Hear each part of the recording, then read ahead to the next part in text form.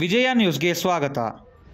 ವಾಹನ ಮಾಲೀಕರು ಹಾಗೂ ಚಾಲಕರು ಕಡ್ಡಾಯವಾಗಿ ರಸ್ತೆ ಸುರಕ್ಷತಾ ನಿಯಮಗಳನ್ನು ಪಾಲಿಸಬೇಕು ಎಂದು ದೇವನಹಳ್ಳಿ ಸಹಾಯಕ ಪ್ರಾದೇಶಿಕ ಸಾರಿಗೆ ಇಲಾಖೆಯ ಇನ್ಸ್ಪೆಕ್ಟರ್ ನಾಗರಾಜ್ ಸಲಹೆ ನೀಡಿದರು.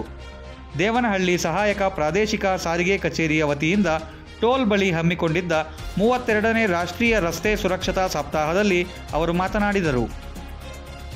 ಸರ್ಕಾರದ ಆದೇಶದಂತೆ ಪ್ರತಿ ವರ್ಷವೂ ರಾಷ್ಟ್ರೀಯ ರಸ್ತೆ ಸುರಕ್ಷತಾ ಸಪ್ತಾಹ ಆಚರಿಸಲಾಗುತ್ತದೆ.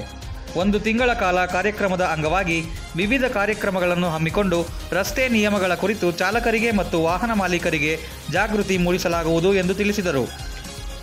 ದೇವನಹಳ್ಳಿ ಸಹಾಯಕ ಪ್ರಾದೇಶಿಕ ಸಾರಿಗೆ ಕಚೇರಿಯ ಇನ್ಸ್ಪೆಕ್ಟರ್ ಮಂಜುನಾಥ್ ಮಾತನಾಡಿ, ಅನೇಕ ಅಪಘಾತಗಳು ಮಾನವ ತಪ್ಪುಗಳಿಂದಲೇ ಆಗುತ್ತವೆ. ಅಮಾಯಕರು ಜೀವ ಕಳೆದುಕೊಂಡು ಅವಲಂಬಿಸಿದವರನ್ನು ಬೀದಿ ಪಾಲು ಮಾಡುತ್ತಾರೆ.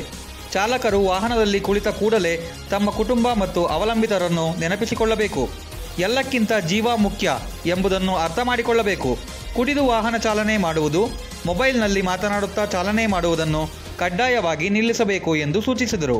ಇದೇ ಸಂದರ್ಭದಲ್ಲಿ ದೇವನಹಳ್ಳಿ ಸಹಾಯಕ ಪ್ರಾದೇಶಿಕ ಸಾರಿಗೆ ಕಚೇರಿಯ ಸಿಬ್ಬಂದಿ ಆನಂದ್ ದಂಡುಪಾಣಿ ಮತ್ತಿತರರು ಹಾಜರಿದ್ದರು. ಸತೀಶ್, ವಿಜಯ ನ್ಯೂಸ್, ವಿಜಯಪುರ.